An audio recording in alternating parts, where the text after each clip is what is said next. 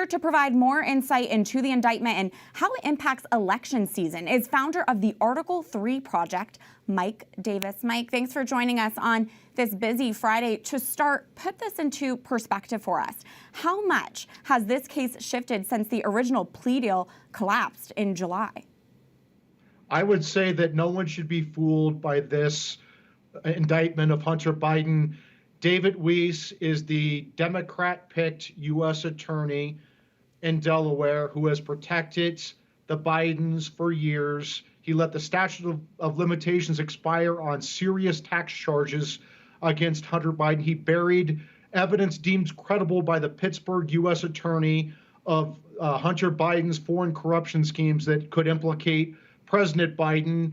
And he came up with this sweetheart deal with a backdoor pardon for Hunter Biden. So he cannot be trusted here. What these charges do is just keep Hunter Biden out of Congress's crosshairs between now and November 5th, 2024, because Hunter Biden can plead the Fifth and say he can't testify. The Biden Justice Department can say that there's an ongoing criminal prosecution and ongoing investigations and not provide documents or testimony to Congress. And at the end of the day, Hunter Biden is not going to spend a day in jail. He's going to be pardoned by President Biden after November 5th, 2024.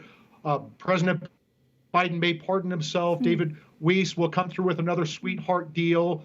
This is purely a cover-up to protect President Biden between now and the presidential election. Okay, well, we'll see if that prediction comes to be true. Mike, that being said, speaking of the presidential election, we're still far out from Election Day 2024, but how much do you think this Hunter Biden news will affect President Biden's chance at re-election? Well, I don't know if it's going to affect it much at all, because I don't think the Democrats care that President Biden is a compromised president of the United States. I think what's going to take President Biden down is his own record. We see the Bidenomics is not working. We have federal spending out of control. We have interest rates out of control, making home ownership impossible, making car loans impossible, making student loans more expensive. We see out of control inflation. We see out of control crime. America is much worse off under President Biden. And I think that people are going to look past what personal issues they may have with President Trump and say, look, we had peace and prosperity under President Trump, and we have war and chaos and despair under President Biden. We'll see all that develops between now and Election Day. Well, speaking of President Biden, yesterday, Texas Senator John Cornyn became the latest advocate for an impeachment inquiry of Joe Biden, saying, quote, there's more than enough smoke to warrant a deeper look. Mike, do you think Hunter's indictment is providing this additional steam to the House's inquiry and boosting support for that cause?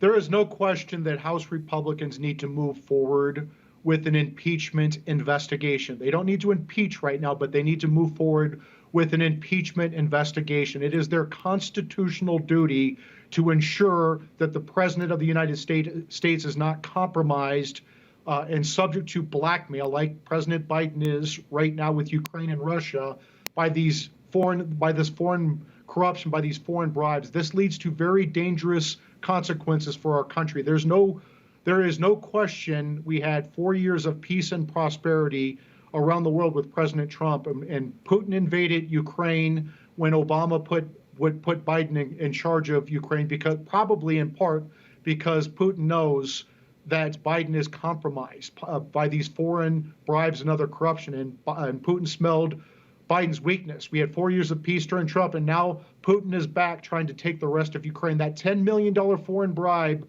from Burisma, allegedly, is going to cost American taxpayers $100 billion and growing, 10,000 times that bribe, and putting us in a very dangerous proxy war with a nuclear superpower in Russia. Just imagine what's going to happen if China invades Taiwan. Well, a lot of news that we will continue to monitor. Mike Davis, thank you for your perspective. Thank you.